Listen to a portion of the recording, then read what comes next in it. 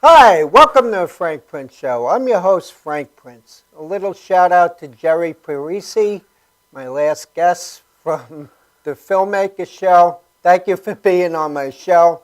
And I'm not wearing suspenders. I just came off a bowling tournament. Now I'm wearing my bowling shirt, actually.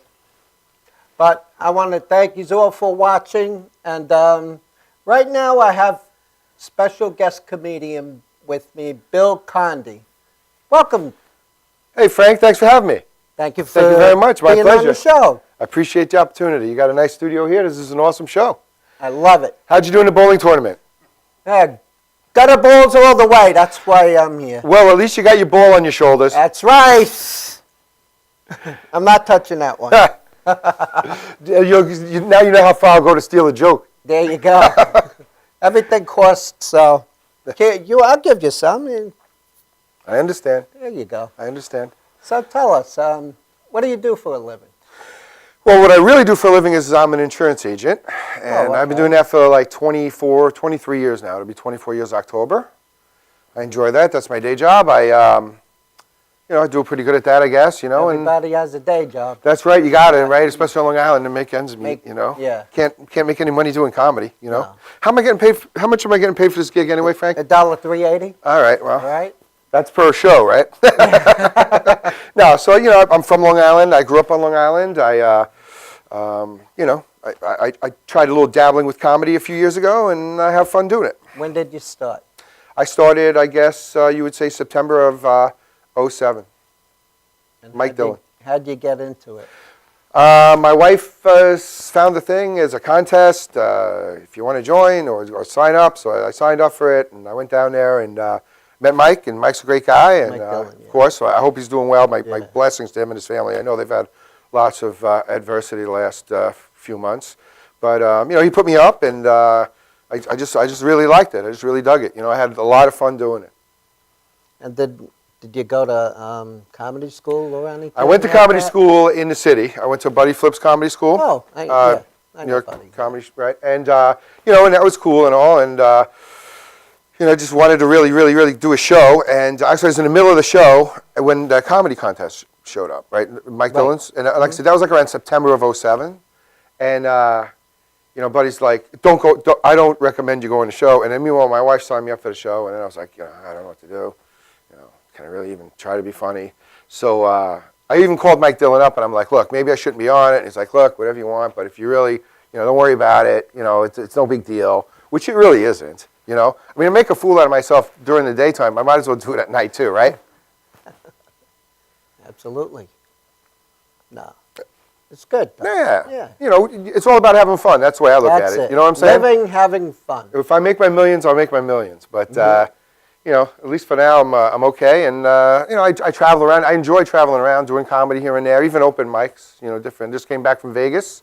Oh, had a really good time. Love Las Vegas, of course. We've been out there now 20. We've been out there. We go out twice, 3 times a year. And they have open mics like right on the Strip, or it's amazing other parts of the country how they treat open mics. It's not like it is like hey, bring 10 people and you can get up for 3 minutes. It's you can walk into a comedy club and it's an open mic and it's a packed house and you just get up and do your spiel and then it's totally awesome. Let's go. Get the plane ready. I got it warmed up. I got it warmed up already. I get the Frank and Bill private jet out of Farmingdale over here. Absolutely.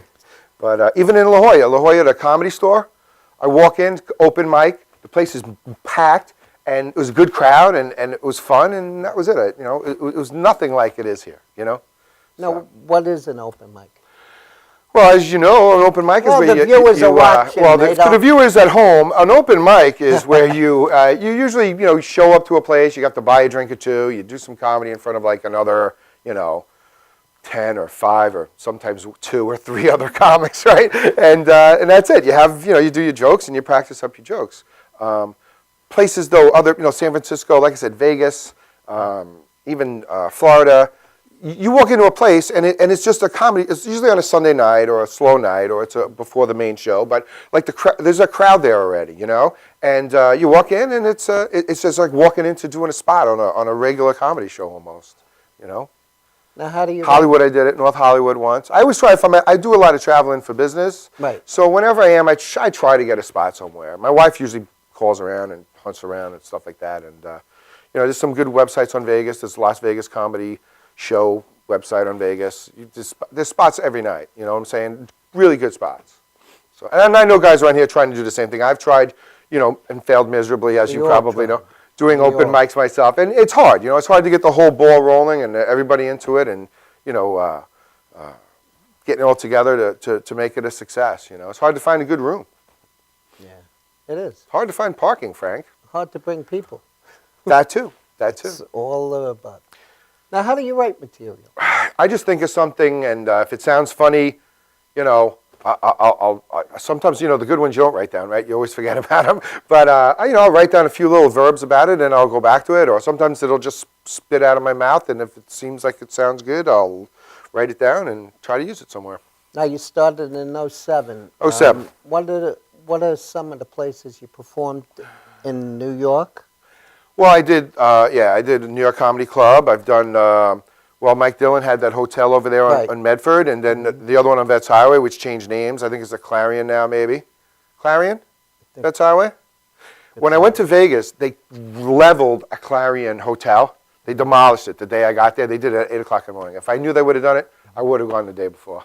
I always wanted to see a building get destroyed, Reminds me of my act. But that I've done, and New York Comedy Club, of course, I've done lots of times. There's always an open mic there. I've done a few shows for Buddy Flip. Let's see, what's the other one uptown?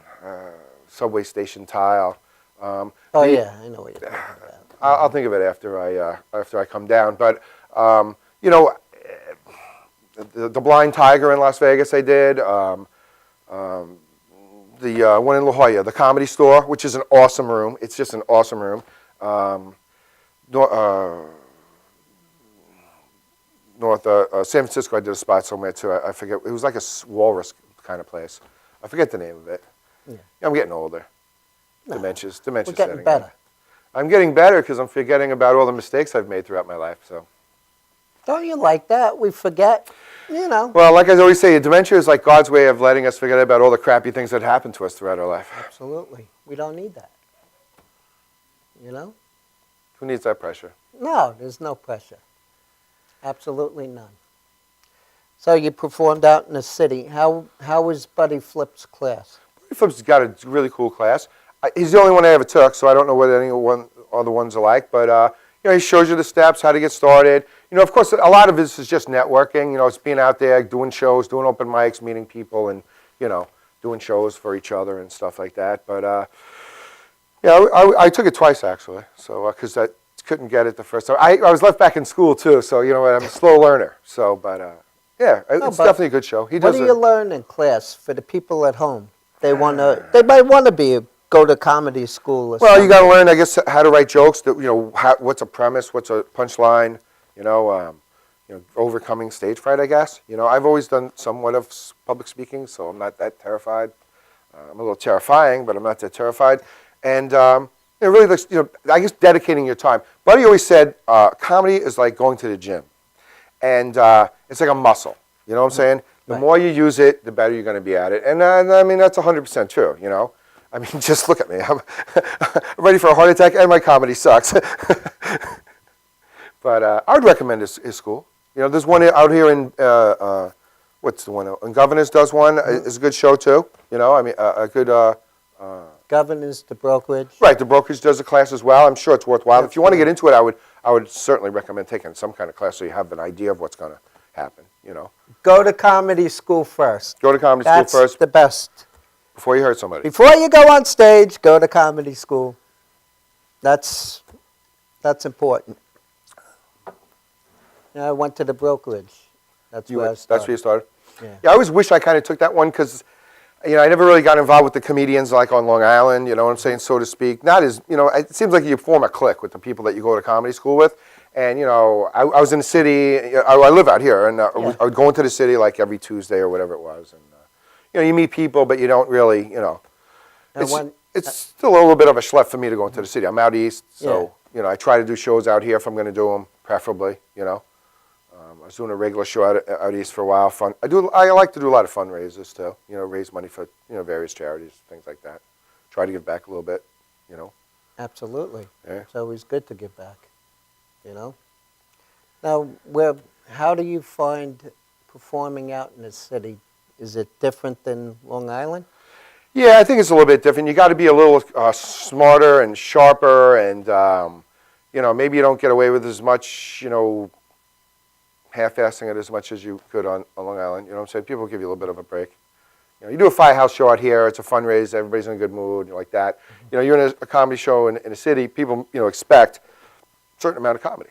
And then, of course, it depends what time you're going up. If an early show, you got to be kind of clean. A late show, they tend to like it a little bit more filthy. But it could take you an hour and a half to go up, right? Some shows, yeah. You have so many. I was in that. Yeah. Yeah. You have so many comics ahead of you. Or that's just how the shows work. An hour and a half. I'm like, okay, it's mine. Why me now? Yeah. But that's what it is. Yeah.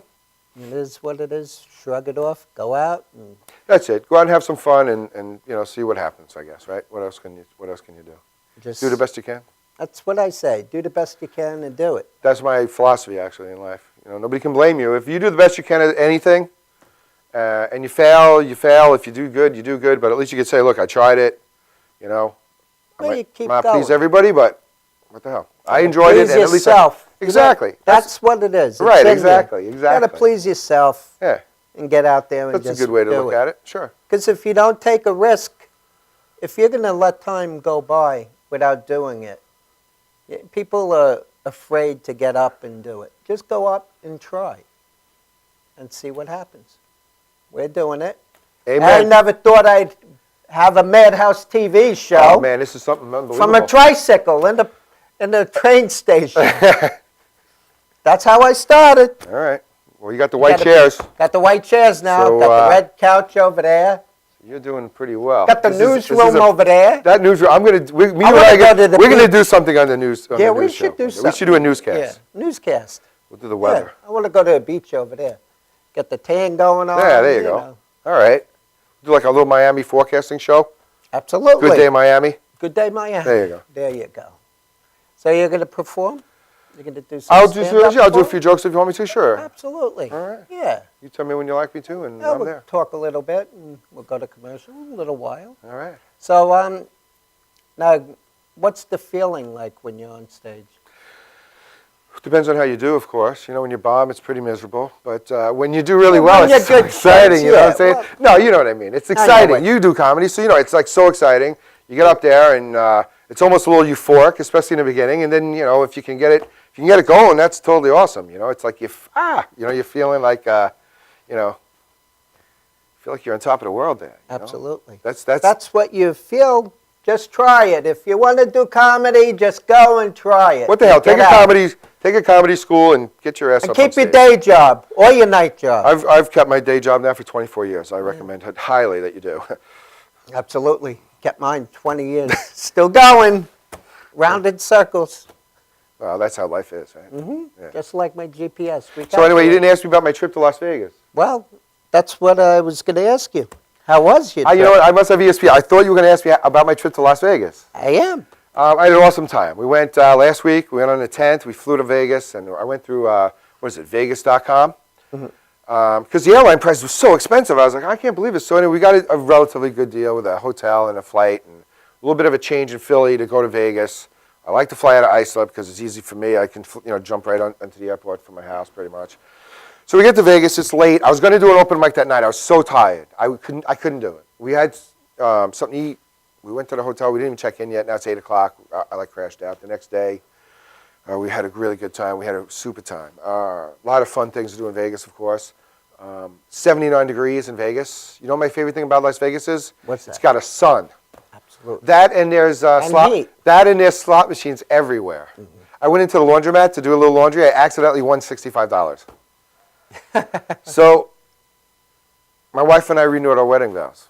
Oh, okay. 29 and a half years we're married, and I set it up really cool. We went to the little chapel that rips you off. You know what I'm saying? It was about $1,000. I chose the middle package, but it was cool. They have a limo. They bring you in. We do the whole thing. They do a video. Then they took us to take a helicopter ride, right? Helicopter ride down the strip just as the sunset was setting. Huh? 21 and a half years, so I still There got you it? go. Then we come down after that, and they take us to the Stratosphere, which is, they have the restaurant up top. It's like 170 stores, it's 108 stories up on top of the world, something it's called. We have nice dinner, beautiful surf and turf. But we got there a little early, and it was Toofa's night for ladies. So my wife had about 9 rum and cokes, plus we did a shot of Fireball. Now, I don't drink. I really don't. Neither does my wife. But we finally have dinner, and, thank God we didn't drive back. That's all I got to say. We had the car to bring us back, but it was a rough ride getting back. You know what I'm saying? Wife started throwing up all over the side of the taxi. It was horrible. I didn't know what to do. I mean, the taxi cab stunk enough as it was, so I didn't feel that bad. But still, I'm like, oh, man. So I gave the guy an extra $2. He was fine. Okay. We're going to take a commercial break. We'll be right back.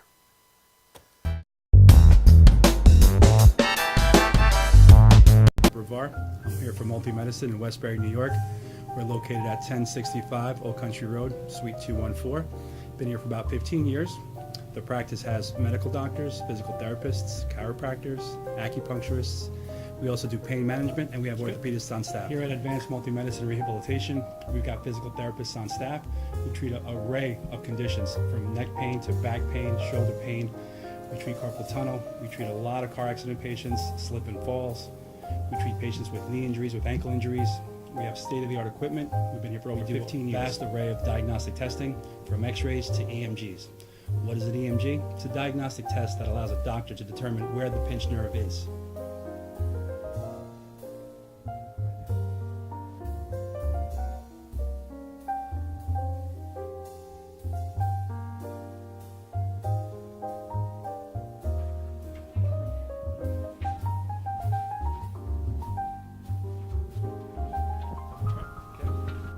Cora is a physical therapist at Advanced Multi-Medicine and Rehabilitation.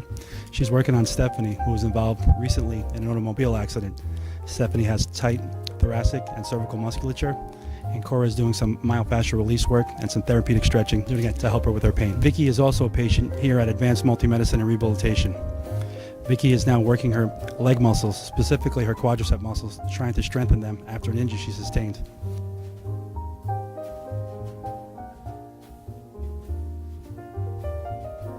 If you find yourself in need of any type of physical therapy, please don't hesitate to call Advanced Multi-Medicine and Rehabilitation, located in Westbury, New York, in Suite 214. Phone number is 516-334-7000, or find us on our website at advancedmultimedicine.com.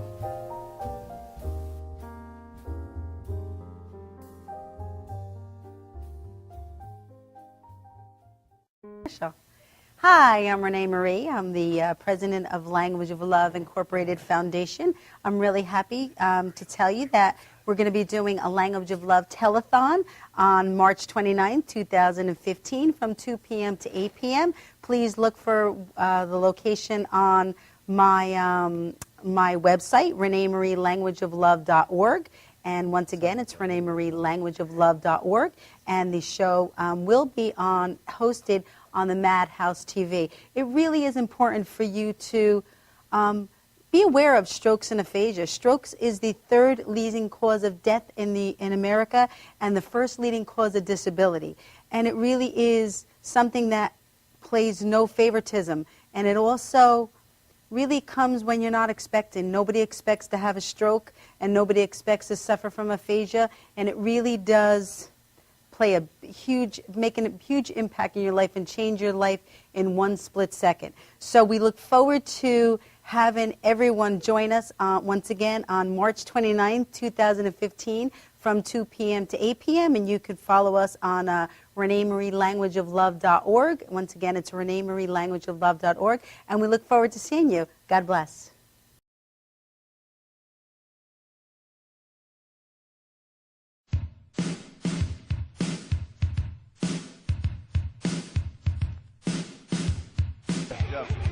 Yo, what's up, y'all? This is Lee, PMC, in the place to be, the greatest MC in history. There will never be an MC greater than me. And right about now, the only place for you to be is with the one and only Madhouse TV. You are the man.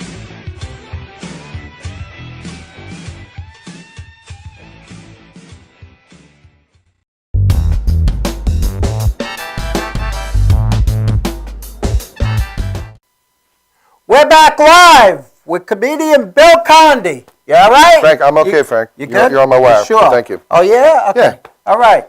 Enjoy. Thank you. Have Hey, fun. throw me to the wolves. Hey, how's it going out there in TV land? I'm Bill Condy. How are you? Hope everybody's doing good today. I'm actually doing pretty good. I started a new diet a couple of weeks ago. Everybody's so supportive. They're like, hey, Bill, you look like you're losing weight. I can see it in your face. Yeah, your ass still looks gigantic, but your face looks great. I think that's a backsided compliment. So I'm talking to this girl the other day, She starts telling me, I can't understand him. He won't commit. He doesn't want to be in a relationship. I'm like, no, he just doesn't want to be with a crazy bitch. Might want to take another shot of lithium, huh? Maybe if they solved your ex-husband's murder, that might get him a little interested, huh? Anyway, I'm a family man. I'm a married man. I'm married 27 years. 22, 27, whatever. Once you're married over 20 years, there's no possibility of parole, right? I'm married so long, she gets half. I'm married so long, she just gets everything. At least that's what she tells me. Talk about sleeping with one eye open. I sleep with my wallet in my ass. I sleep with my wallet up my ass. Oh, man, it's tough up here. Really, it's the lights. Is it the lights? Anyway, we have 4 kids, 4 children. And, the kids are getting older now. The wife and I are trying to, drop subtle hints. Maybe it's time to leave the nest. Some parental advice.